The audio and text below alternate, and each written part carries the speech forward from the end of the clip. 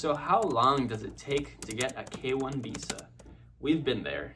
After, doing all the paperwork, gathering evidence, and finally submitting our application, we just wanted to know, when would we get approved? But the thing is, this wait is different for every case, and some cases even take years to approve. That's why in this video, we're gonna share our exact K1 visa timeline from the moment we submitted our application to the moment she got to the USA. So if you wanna know how long it took us, stay tuned till the end of the video. So we submitted our I-129F on July 1st, 2024. So it took about 2 weeks after I got back from the Philippines to finish all the paperwork. So USCIS received our case way back July 5, 2024. And they also sent us an SMS message acknowledging that they already received our application. Now is the hard part. So we waited about 9 months for our case to get processed by USCIS, and we got our approval on April 7th, 2025. But don't let this information discourage you. It took us 9 months because unfortunately we've been a part of a skip range when they are processing their case for the reason we don't really know. But the thing is, they're processing quicker now, and the best thing to do is always visit USCIS website to check the processing time for K1 visa. After this, we had to wait until our case was transferred from the USCIS to the National Visa Center, or NVC, and that took about 2 more months. Normally it takes only a couple of weeks, but we are sort of a special case in that it took longer. It took 2 months, and we got that around June 5th, 2025. 2 weeks after our case was received in the NVC, we submitted a public inquiry so that we could get our case number as soon as possible. We did that back in June 19, 2025. So you too could submit a public inquiry. And if you want to know how, just drop a comment so that we could make a separate video just for you. So we got our response on June 25th, 2025 with our case number, so we could finally start tracking it on the CEAC website.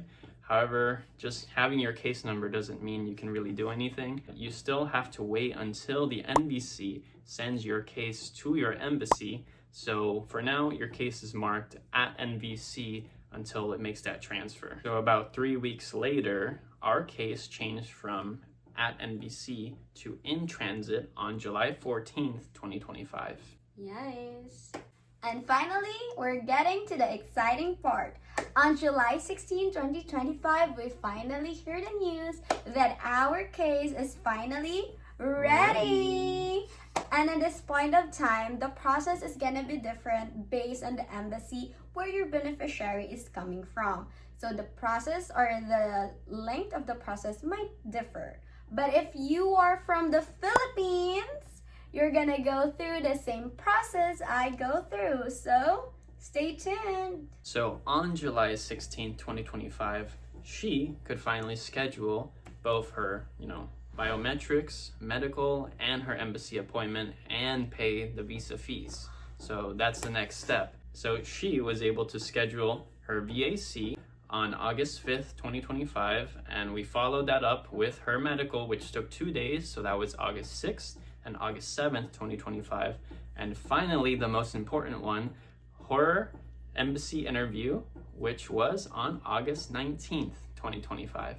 So as you know, I have my interview way back August 19, 2025. And during my interview, fortunately, my passport was taken by the consul, as well as I was given a pamphlet about my right, and she did also congratulate me.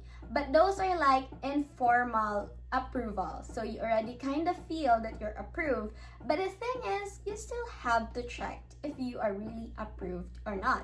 So that is where the CEAC website will come in the picture. So you could check there your status. In my case, it doesn't even show that my visa was approved. But on August 21, 2025, it showed that my visa is in issued status, just 2 days after my interview. So we're gonna go a little bit back. When you're scheduling your embassy appointment, you get two options. You can either pick up your visa or get it delivered. I chose pick up when I was scheduling hers because I wanted her here as soon as possible. And with the pickup option, you only have to wait a couple days. So after our visa was issued, about 5 days later, we got the email letting us know that we could pick up her visa. So we got it late in the day, so we kind of had to wait till the next morning to be able to pick it up. So finally, in August 27, I got my visa on hand. And the thing is, for us Filipinos, the journey doesn't end there because you still need to have your CFO certificate. Because without that, you cannot go through immigration. So I go through my CFO seminar on August 28, 2025. So if you want to know more, what is CFO? Why do I need a CFO? Just drop a comment and we're gonna make a video just for you. So after she did her CFO appointment, we booked our flight for August 31. Now this is a bit risky because we booked our flights even before we had our visa on hand, and I would highly suggest that you guys book your flights after you have your visa and your CFO on hand, because we ran into some issues with rebooking some flights to her hometown. So that's our suggestion. So we flew out of Manila on August 31st, 2025, and she arrived to Los Angeles with me on August 31st again because of the time change on 2025. And she was finally here in my hometown on September 1st, 2025. And if you want to know other processes that you have to go through once you're already in the US with your K1 visa, let us know. Keep the comment dropping. And also, we're married now, so if you want to know the process of how to get married here in the US, drop a comment. Don't be shy. Just keep the comment dropping. And make sure, guys, please subscribe. About 99% of you are not yet subscribed, and that would really help out our channel. So drop a like, drop a subscribe, hit that bell, and we'll see you guys in the next video. Bye! Salamat and thank you!